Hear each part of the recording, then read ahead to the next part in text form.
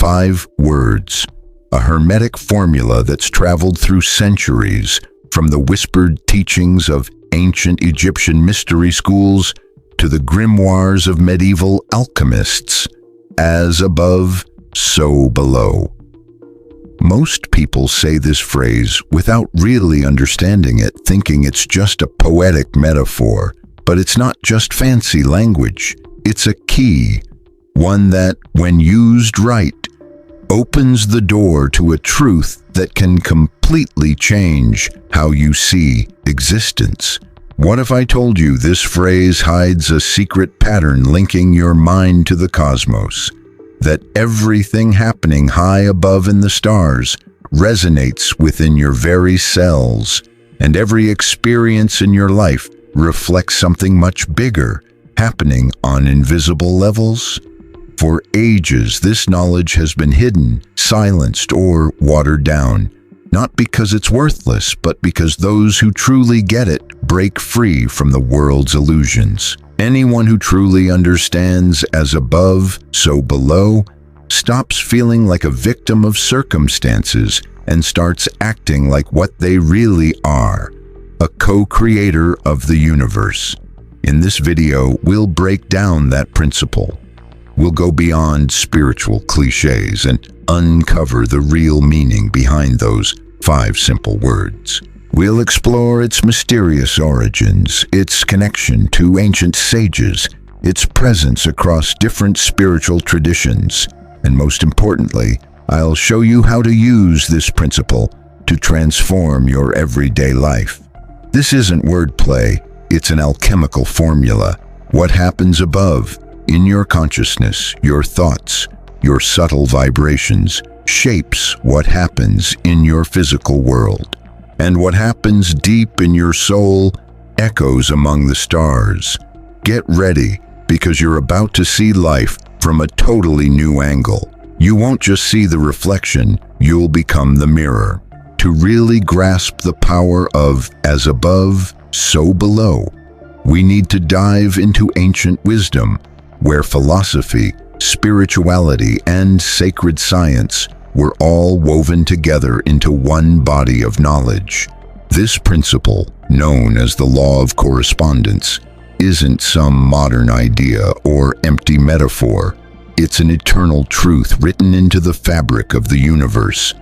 Its earliest source is the legendary Emerald Tablet, attributed to Hermes Trismegistus, a figure part myth, part symbol. Seen as a blend of the Egyptian god Thoth and the Greek Hermes, Hermes Trismegistus is the archetype of the wise master who understands the secrets of the heavens and applies them on earth. In that short but powerful tablet it says, "That which is below is like that which is above, and that which is above is like that which is below," to accomplish the miracles of the one thing. This isn't just decorative language, it's an alchemical formula. It tells us everything is connected through a web of vibrational similarity, a mutual mirror. The big picture reflects the small. The cosmic shapes the biological, the spiritual shapes the material. And this idea isn't unique to Hermeticism. In India's Vedic traditions, for example, there's Brahman and Atman, the universal soul and the individual soul. Atman is essentially the same as the cosmic soul. Brahman tat tvam asi, you are that. It reminds us the universe isn't somewhere out there, it's right here within us. Plato also touched on this truth in his allegory of the cave. The things we see are just shadows cast by higher, perfect forms. The physical world is a faint copy of a higher reality. That which is above, pure ideas, creates that which is below, the material forms. Even in Jewish Kabbalah, the tree of life unfolds from the divine to the earthly through levels of emanation. Each sphere marks a stage where spiritual light descends into dense matter. The higher shapes the lower, and the lower reveals the higher. Look at nature and you see the same pattern. A galaxy's spiral mirrors a seashell. Brain synapses resemble cosmic filaments.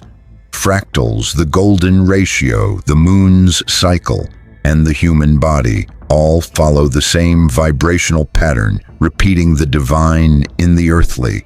Understanding this isn't just philosophical, it's empowering. Because if you and the universe speak the same language, you can communicate with it, influence it, shape it. As above, so below, and also as within, so without. Now that we've traced the roots of this universal law, it's time to unlock how it works. As above, so below is more than a mystical phrase. It's spiritual technology, a working formula that, once understood and applied, turns you from just a watcher of reality into its conscious creator. Imagine the universe as a mirror, not just any mirror, but one that reflects, amplifies, and densifies. Every thought, every feeling, every inner state you send out to that cosmic mirror comes back to you, amplified and intensified. The world doesn't respond to your words. It responds to your vibration. Picture every person as a transmitter, constantly sending signals through thoughts, emotions, and deep-rooted beliefs. The universe, this intelligent quantum field, this higher mind, responds with exact precision to the dominant frequency you send out. You send the frequency, the universe reflects the form. This is the law of correspondence. This principle connects the invisible and the visible. It says that what happens on a higher level, mental, spiritual, emotional, echoes on the physical level. What you plant in the mind grows in the physical world. What you ignore in your soul shows up as stagnation in your body. What you truly believe in your imagination shows up clearly in your surroundings. It also means your outer reality is just a mirror of your inner state. If there's chaos outside, check for disorder inside. If there's peace out there, celebrate the calm you've created within, because nothing really comes from the outside. Everything starts from within and then projects like a holographic movie onto life's screen. Here's one of the most powerful insights. The universe doesn't care if something is real or imagined. It only reacts to vibration. If you feel fear, even when there's no real danger, you'll attract situations that confirm that fear. If you feel gratitude, even before you have everything you want, you'll draw experiences that match that gratitude. That's why visualization works so well. Feeling something as real inside is enough for the universe to manifest it outside. But here's the crucial part. Many miss thinking alone isn't enough. You have to feel it. Emotion is the spark that lights up the mental image. It's the language the universe understands. Once you get this, as above, so below, stops being just a philosophical idea and becomes a practical tool. You realize that everything can be changed. Your body, your relationships, your money, your purpose. Not by trying to change the outside world, but by shifting what's happening on higher levels of consciousness. What's above isn't the sky, it's your inner world, your mind, your spirit, your energy. What's below is your physical reality, your environment, your daily life. And between them, you're the living bridge, the conscious mirror. So far, we've seen that the universe acts like a mirror, reflecting your inner world back to you. But the law of correspondence means more than just a link between different levels. It shows there's an order, a design, a subtle architecture, connecting all levels of existence, a sacred pattern repeating from planetary orbits to the patterns in your thoughts. To really appreciate this, imagine yourself as a small universe, the microcosm. Your body, organs, energy, and consciousness are a tiny, exact copy of the bigger cosmos, the vast web we call reality. But this isn't just a metaphor, it's a real, active, vibrating connection. Want to understand your energy? Look around you. Want to know your soul's vibration? Notice the quality of your relationships. Want to see what you're sending out unconsciously? Pay attention to your repeating patterns. The universe isn't random, it's precise, but it speaks in a language of symbols, rhythms, emotions, and vibrations. That's why you can say, "I want abundance." But if you feel scarcity inside, the universe will give you more scarcity. It doesn't listen to your words as much as it reads your energy. This principle goes deeper. Everything in the universe repeats in different sizes and scales. What happens on the biggest level also happens on the smallest. A negative thought isn't just a thought. It's a seed that, if nourished, can grow into a reality with physical, emotional, and spiritual effects. Likewise, love, a wise choice, or a sincere affirmation is a seed. Plant it with intention and the universe starts organizing itself to match that pattern. So the above, the cause, flows into the below, the effect. Every real change begins in the unseen. So why isn't this openly taught? Because real power means responsibility. When you realize you create your own reality, you can't blame others or play the victim anymore. You have to choose every thought, feeling, and action carefully because you're constantly writing your life story in real time. Here's a hidden truth. The connection between levels isn't linear. It happens all at once. What happens above and below doesn't wait for time or space. It happens simultaneously, blending together. That's why a deep inner shift can spark an immediate change outside. Not magic, but because you've reached the root, the place where everything begins. True alchemy, true magic, isn't about turning lead into gold. It's about transforming insecurity into certainty, doubt into faith, fear into love. It's about changing your inner world so that what you show on the outside shines just as brightly as what you've grown inside. When everything aligns, the universe has no choice but to give back to you exactly who you are. The phrase, "as above, so below," is more than just words. It's the universe's operating system, a law that governs every level of existence. But knowing this isn't enough to change your life. You have to live it. Now that you get the idea, it's time to make it part of your daily habits, to turn this deep wisdom into real practice. The first step is to create a calm, sacred space inside yourself at the start of each day. Morning isn't just the start of the clock, it's the energy doorway where you decide, consciously or not, which world you're going to live in today. That's why ancient cultures had morning rituals, sun salutations, prayers, meditation, cleansing baths. You can do the same in a way that fits your life. No incense or exotic chants needed. Just this. For the first 10 minutes after you wake up, don't touch your phone.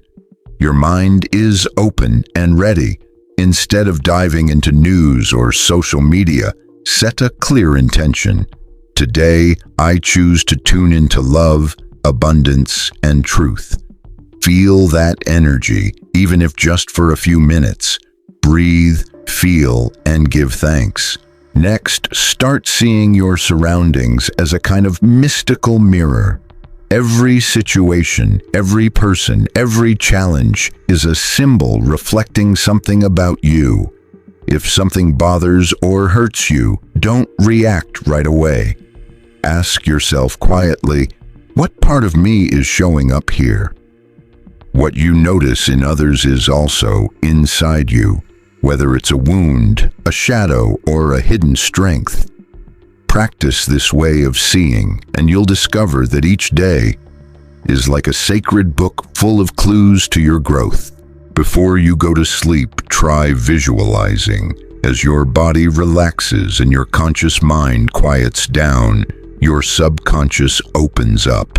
Then bring clear, powerful images of what you want to create, not as far-off dreams, but as if they're already real. Feel them deeply, make them yours, and carry them into your sleep. This rewires your deeper energy and starts shifting the above that shapes everything in your life. One of the most powerful practices is to keep your thoughts, feelings, and actions in harmony. You can't attract abundance if you're feeling lack and acting out of fear. You can't call in love if you secretly don't love yourself. Every day, check in with yourself. Am I truly reflecting what I want to attract? When your mind, heart, and actions line up, real magic happens. Remember, it's not about being perfect. It's about being consistent.